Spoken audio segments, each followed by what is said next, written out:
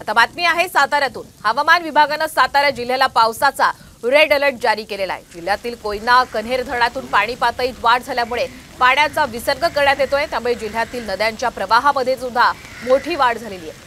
संगम माहुलीतील स्मशानभूमी पाण्याखाली गेली आहे।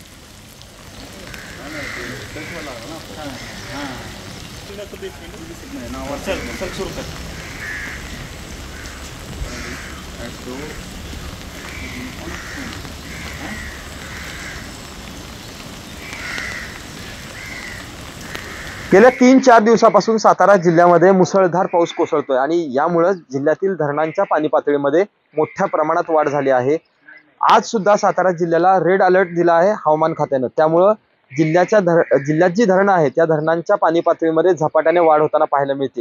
जिल्ह्यात असणारं कन्हेर धरण असेल किंवा कोयना धरण असेल यांचे दरवाजे सुद्धा उघडण्यात आले आहेत आणि त्यातून विसर्ग सुरू केलेला आहे। आपण आता उभे आहोत हा संगम माहुलीचा परिसर आहे। या संगम माहुलीच्या परिसरात असणारी ही स्मशानभूमी कैलास स्मशानभूमी आता या स्मशानभूमीतील काही अग्निकुंड ही पाण्याखाली गेल्याचं आपल्याला पाहायला मिळतंय।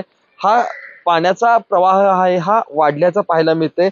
एकूणच आज हवामान खात्यानं जो रेड अलर्ट दिलाय त्यानंतर आणखी या पाणी पातळीत वाढ होण्याची दाट शक्यता वर्तवण्यात येते। एकूणच या मुसळधार पावसामुळे जिल्ह्यातील नद्यांची आणि धरणांची पाणी पातळी झपाट्याने वाढताना आपल्याला पाहायला मिळते। ओंकार कदम, साम टीव्ही न्यूज, सातारा।